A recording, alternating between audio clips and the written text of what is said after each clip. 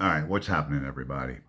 Please forgive the colors in this video. That's the old phone that I'm shooting this on. I'm going to need the new phone as part of the video.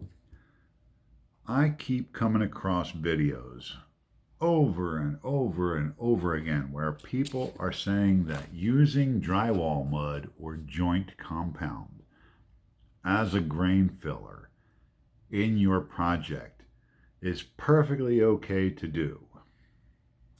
If that were the case, why isn't this called joint compound drywall mud grain filler? Why isn't it called grain filler? I'm going to tell you why. This product dries soft and spongy, okay? It does not have the same density as your wood that your guitar is made out of. This product, which is a grain filler, dries way denser than this. This depends on the primer and the paint to penetrate and to harden it. Otherwise, when you put this on your wall, because you got a doorknob ding in your wall, and you go to sand this away, it sands away like nothing, right? And that's because it's so soft. When you put this product in your, in your wood grain, and you go to sand this away, this takes a little more work to sand it away. I can feel the difference in the weight. Now I know that that's moisture, that's water weight, mostly that I'm feeling, but this product, the drywall mud that people are saying is okay to use as a grain filler, this product has limestone in it. This product has silica in it. Now, if you've ever watched like a crime show and the bad guy's trying to get rid of a body, what do? They throw it in the ground and they put what on top of it? They put lime on top of it. Lime, just like what's in here. Limestone, powderized limestone is here. Lime breaks down organic molecules, right? You put this in your guitar, you stain it. 3 years later, you're going to start to see the light spots. You're going to see color, the tannin in the wood. That's what gives the wood its color, is going to start leaching out of the guitar because there's lime in your guitar, right?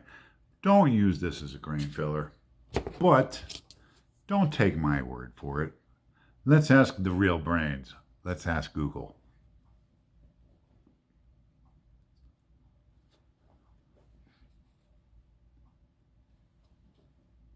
Does drywall mud contain limestone?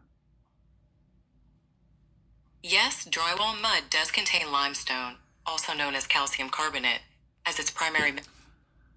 Okay. Drywall mud contains limestone. Does limestone break down organic matter?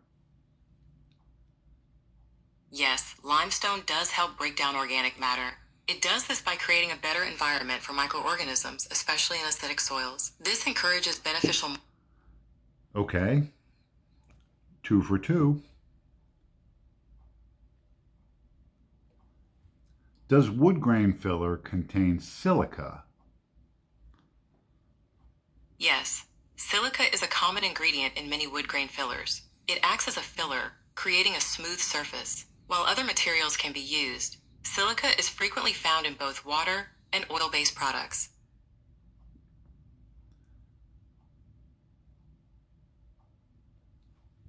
Does wood grain filler contain lime? No, commercial wood grain fillers don't usually contain lime.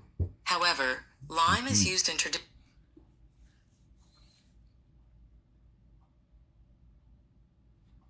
Why can't I use drywall mud as a grain filler?